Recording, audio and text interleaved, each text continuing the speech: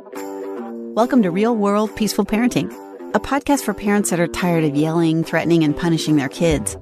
Join mom and master certified parent coach Lisa Smith as she gives you actionable, step-by-step strategies that'll help you transform your household from chaos to cooperation. Let's dive in. Welcome to today's episode. I am so excited to give you the gift of today's episode, to talk to you about expectation and resentment and our parenting. So let's dig in. Two things that are working against us in our parenting are our habit brain and our thoughts. And that's what I want to talk to you about today. And I want to show you how this shows up for all of us, every one of us that is a parent, a foster parent, a co-parent, an adopted parent, parenting our grandkids, spending time with our grandkids. I want to show you how this shows up for all of us. Now, I really believe that the brain is just so incredibly amazing and so complex. There is so much going on simultaneously in our brains in so many different locations. Many of the neural pathways you create help you avoid danger and help you go after what you want and enjoy life. However, there are some neural pathways that are doing the opposite of that. Some parts of your brain are making you suffer needlessly, preventing you from achieving your goals, preventing you from peaceful parenting, preventing you from achieving your health goals or causing problems in your relationships, or even preventing you from making more money. Yes, some neural pathways are doing that because your brain thinks that it's helping you and saving you from danger. Now, here's the good news. We don't have to just let the brain wire itself unconsciously, okay? This is what most people in the world are doing. Most muggles in the world allow their brain to wire itself unconsciously. And what I mean by that is they allow the habit brain to wire itself. Thoughts get served up. Random thoughts get served up. The thoughts get noticed and feelings are created from the thoughts, and then actions are created from the feelings. And then the result is I have a habit brain of screaming at my kid. I have a habit brain of being late to work. I have a habit brain of not going out to the gym. And this unconscious wiring of the brain and ending up with a brain that yells at my kid is what happened to me when Malcolm was little. Fortunately, I saw it. I intervened with the tools that I teach clients now, and I rewired the neural pathways in my brain to not yell at my kid when something goes wrong. And that's the parent I am today, and I want that for you too. So today, I'm going to touch on how that can happen for you. And the good news is that we can purposely wire our brains to serve us better. And it's not even hard to do. Now, here's the thing I really want you to hear. You do not have to control your thoughts.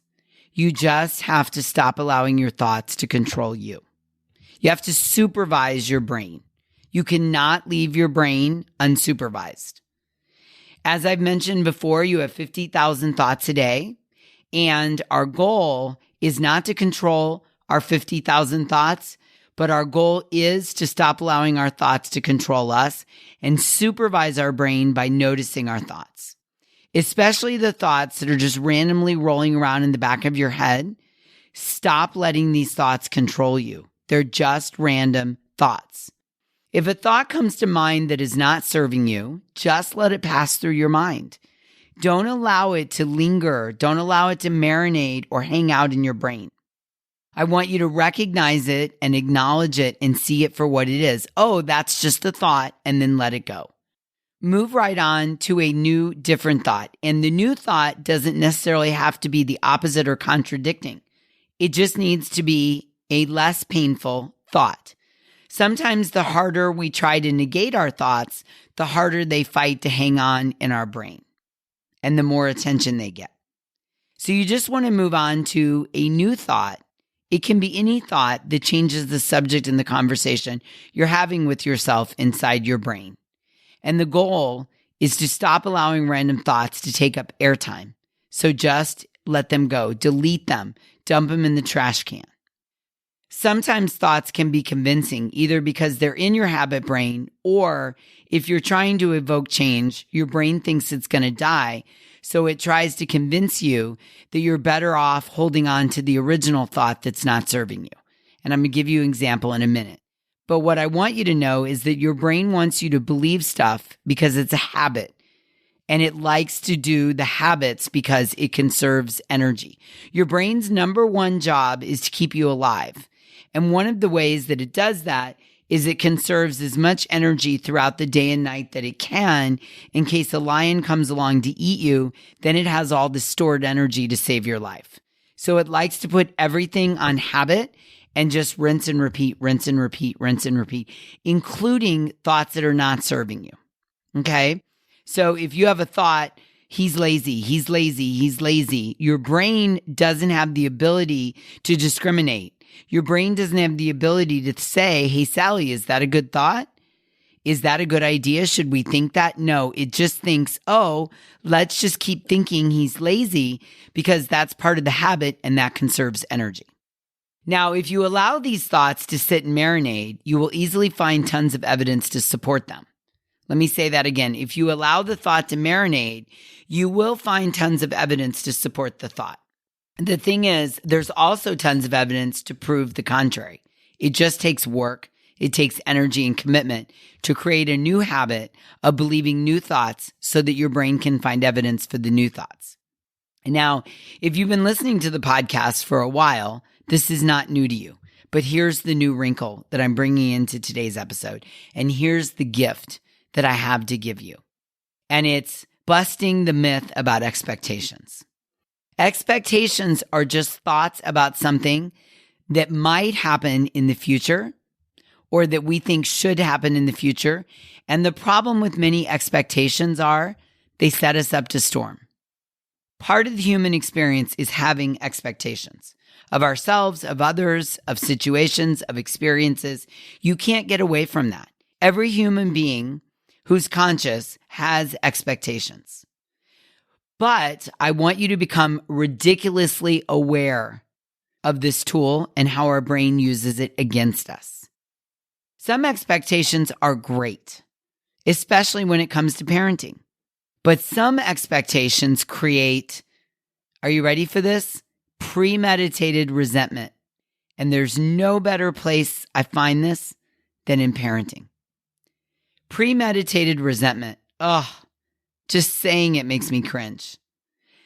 There is no place I think that this is more true than in parenting. I want us all to gain a clear understanding of our expectations, of our kids, of us, of our family, because premeditated resentment is so often the root cause of our storming. Our storming as the parent with the fully developed brain. Now, what I'd like you to do is think about and write down and be honest, please. What are my expectations of my kids? Day to day. What do I expect? I want to encourage you to go deep beyond just please and thank you and be honest with yourself. Do you expect your 5-year-old to help around the house without fighting you? Do you expect your kids to manage their time and plan out when they will complete school projects? Do you expect your kids to be aware of other people? Be aware of their thoughts and needs? Do you expect your kids to always be happy, smiling, content, and appreciative? Maybe you expect your kids to be patient. Maybe you expect your kids to be engaged in and pay attention to their online classes.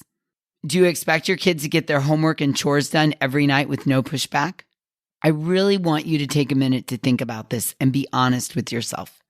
I had a mom recently that admitted that she expects her 5-year-old to listen to her the first time, every time, and do exactly what she asks. And we were laughing about it because she realized that most adults don't even do what is asked of them the first time, and they have fully developed brains.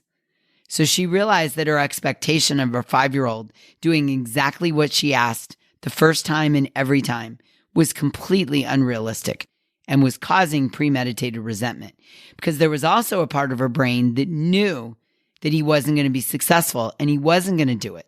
So she would immediately start storming because the expectation was that he would do it every single time. I recently had the realization that I expected my teenager, my 18-year-old, to connect the dots and see that when his clean clothes were folded in the laundry room, he'd just grab them and put them away neatly where they belong, in the closet or drawers, without having to be asked or told. I realized I had never communicated this to him, that for the first 17 years, I would tell him, hey, there's clothes in the laundry room. Please go get them and put them away. To which he would say, okay, and he would do it.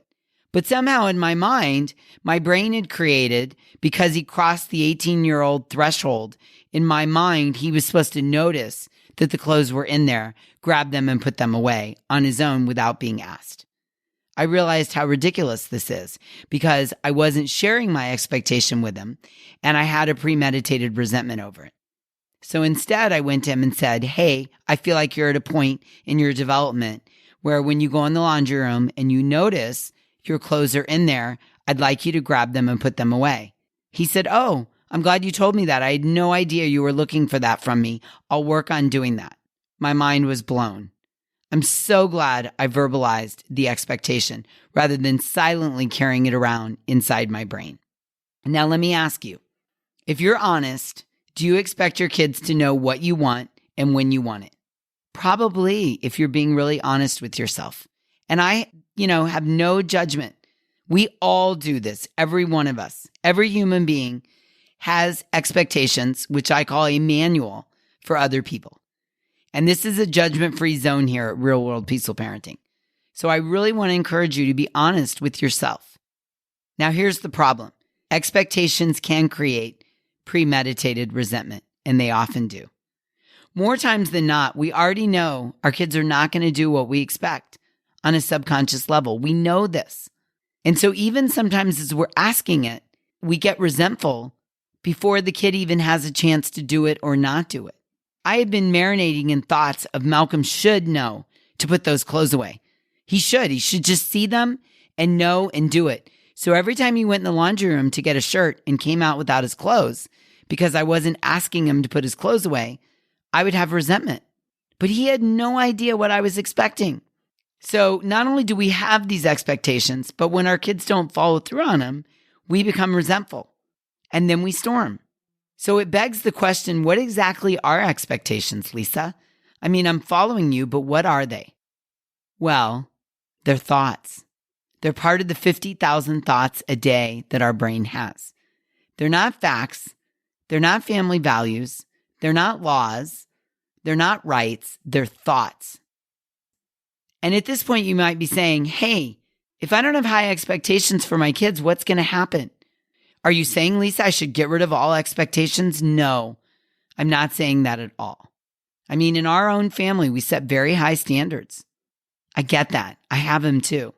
But what I know is when I set high expectations of my son that he is not developmentally ready for, that he doesn't have the capacity to follow through on yet, that he doesn't understand because I haven't communicated them to him, I become resentful and I'm most likely to storm. Now, let me say that again. What I know is when you set high expectations of your kids that they're not developmentally ready for, that they don't have the capacity to follow through on yet, that they don't understand because you haven't communicated, it's easy to become resentful and then storm alongside them. Remember, our goal, as I said at the beginning, is not to allow our thoughts to control us. And expectations are one way that our thoughts control us. You have to supervise your brain. And what I've realized is that expectations are one of the sneaky ways that our thoughts control us because they sound acceptable. They sound societally good. Well, I mean, come on. What kind of parent doesn't have high expectations of their kid? So your expectations and the justification of your expectations are your brain's way of trying to get your thoughts to control you. Can you see that? Do you have the thought, if I don't have high expectations of my kid, Lisa, he's going to end up living under a bridge of the shopping cart? That thought makes you feel like you're supposed to be doing this. You're supposed to be carrying these expectations and premeditated resentments around. But we expect things our kids are not capable of.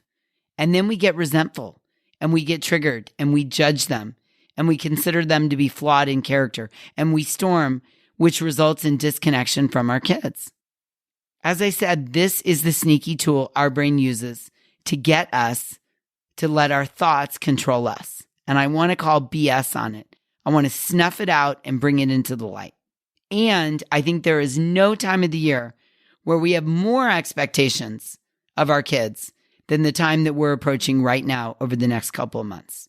And no matter where you live, no matter what you believe in, you have a holiday coming up, a celebration of some kind.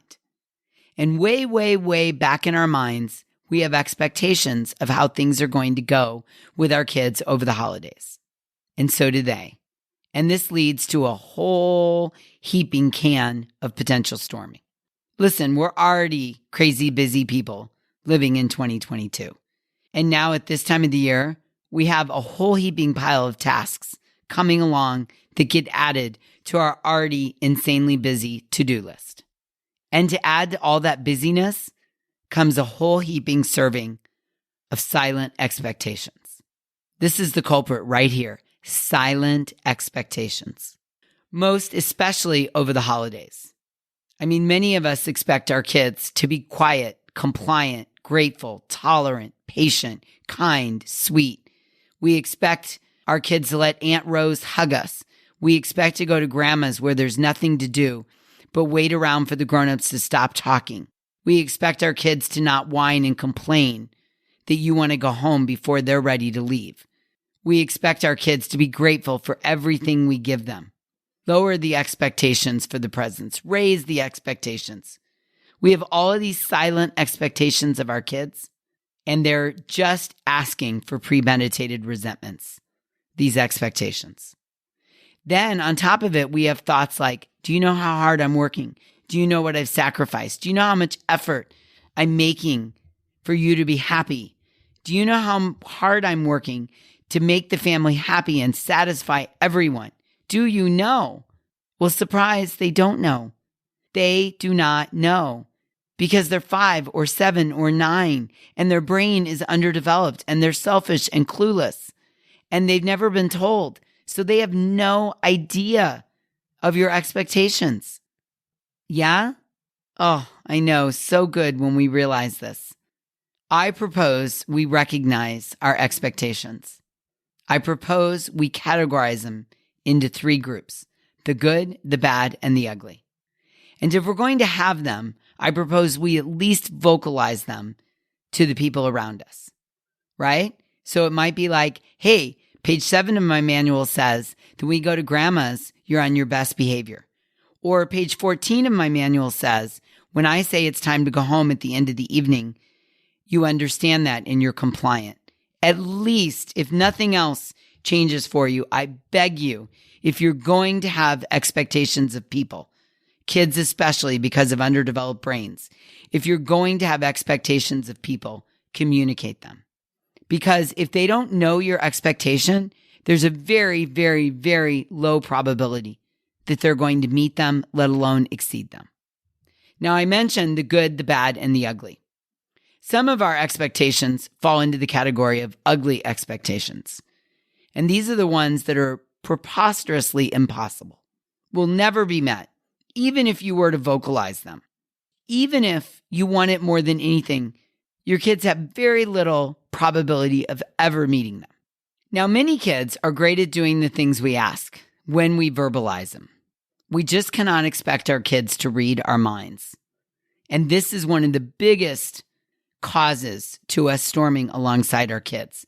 We have an expectation that our kids know what we expect. We have a manual for our kids, and we expect them to understand it. However, we've never given them a copy of the manual. For some reason in our manual, our kids should just intrinsically know what we want and expect. The reality is, most of our expectations are for the things that they've never done before. And we don't verbalize the expectation to them. We've never communicated it or taught them what we expect. but we still expect things from them. And sometimes they're things they're not even capable of because they haven't reached that milestone in their development. Yet our manual states that just because they're of a certain age, they should know how to do this. I'm laughing at myself. Just because my son on a given day crossed the threshold into his 18th year on earth, my manual said when he goes in the laundry room, he should just grab his clothes and put them away. I had not communicated this to him, but my manual said because he's 18, he should know that he should do this, even though I had not discussed it, not communicated it, and not stated it to him.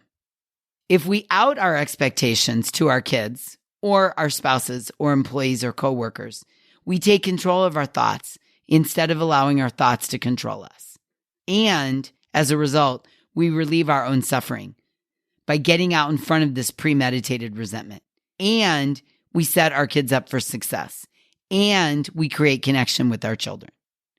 We need to out our expectations to the people around us.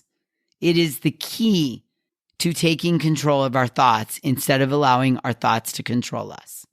And let me say this, if you continue after this episode to have silent expectations, it's on you. If you don't tell your kids what to expect, what you expect, what you want them to do, they don't know. They absolutely do not know because they do not possess mind reading skills. Maybe sometimes you say, why do I have to tell my kids to do their chores? They've been doing the chores forever. Why, Lisa? Why do I have to tell my kid every night to brush his teeth? Why do I have to tell him to get his backpack and get in the car? Well, it has to do with the development of the brain. In your kid's brain, it's when you tell them it's time to do the chore or get in the car or brush their teeth, then they do it. And when you try to transition to not having to tell them when the chore needs to be done, you need to verbalize the expectation. Hey, I'm expecting that you start brushing your teeth every night without me asking you. I feel like developmentally you're ready for that. If you change the rules from telling them to do something to just expecting them to do it, you're most likely going to be disappointed and storm alongside them.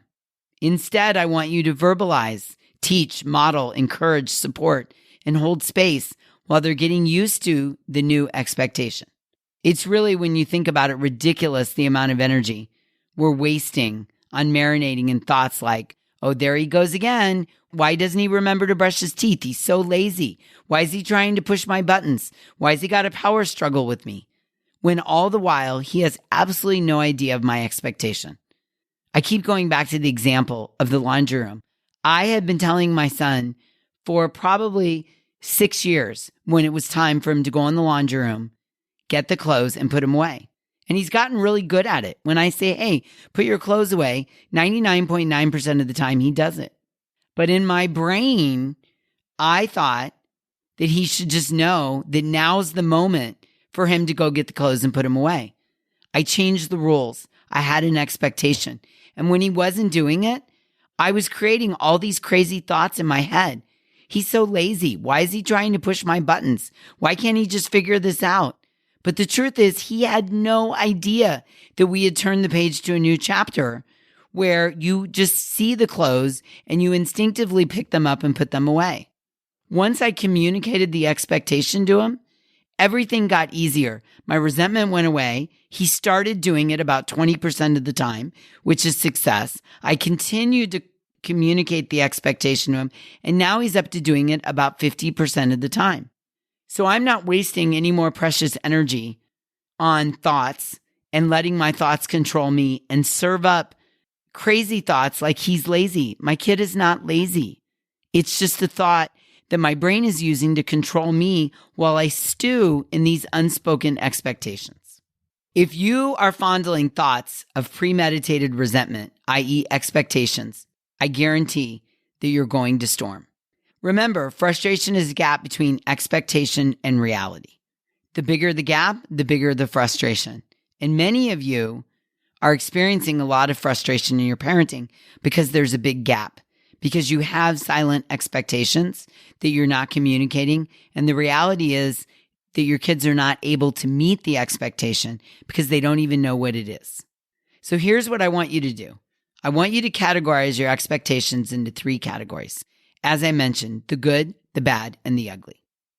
Good expectations are expectations we want to keep. Like, I want my kid to go to college and graduate. I want my kid to not drink and drive. I want him to treat other human beings well. For me, I'm good with those expectations, and I'm going to keep them. Now, in the bad category, this is expecting things your kids don't even comprehend or are not age appropriate. Things they're just not capable of. They're just not ready yet, right? Like, it would be unrealistic to expect a 2-year-old to make their own breakfast. It would be unrealistic to expect a 5-year-old to remember to brush their teeth every single night.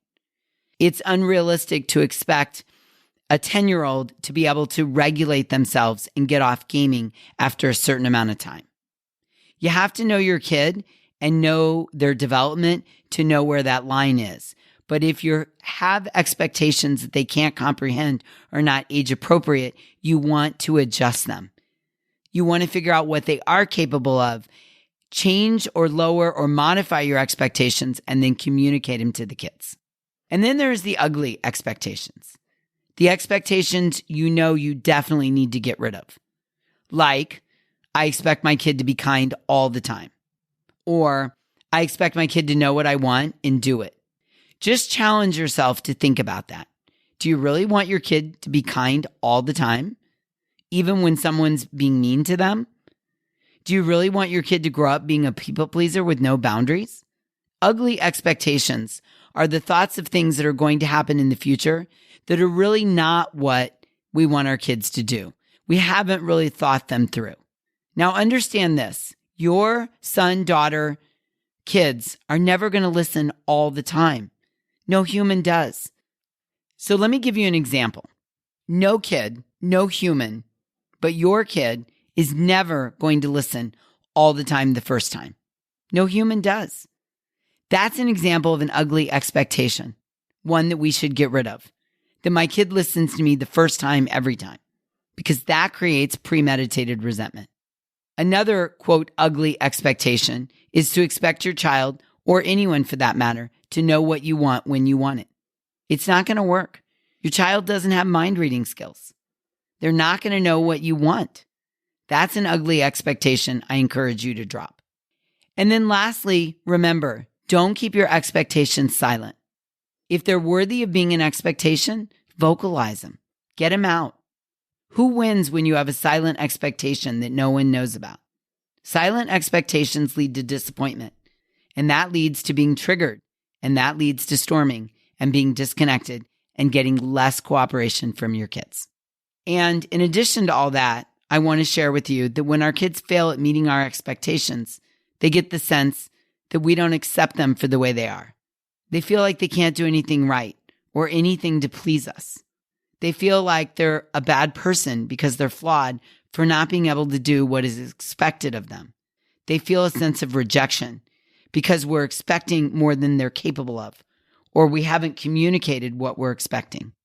And thus it's hard to meet the expectations if I don't even know what they are.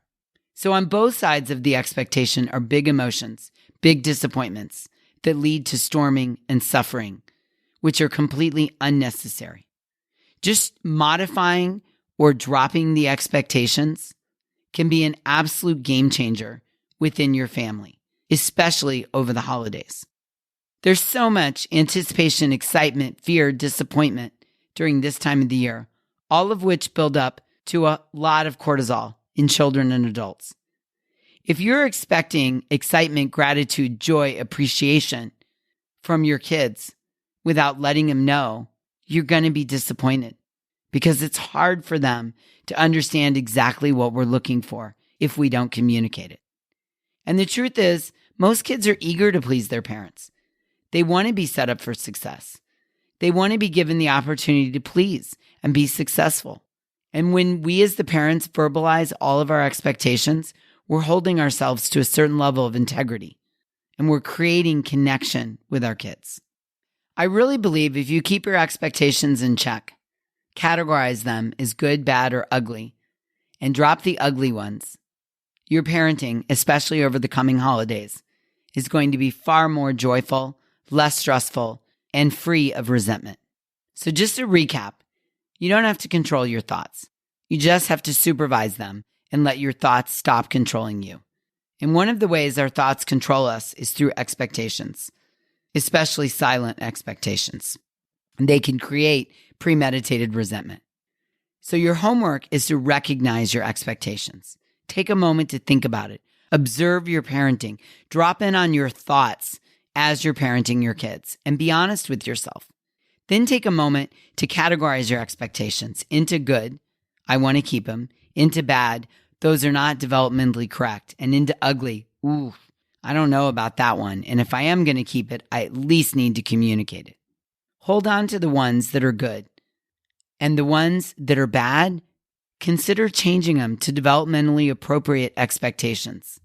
And the ugly, just drop them. Just get rid of them. And if you can't drop them or get rid of them, at least communicate them to the other party. Sound good? Oh, I love thinking about this and talking about it. And I hope that I've given you the gift today, the gift of dropping the expectations.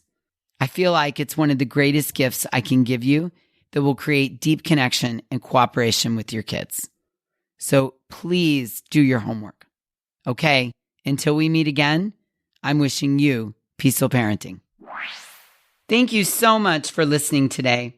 I want to personally invite you to head over to thepeacefulparent.com/welcome and sign up for my free Peaceful Parenting mini course.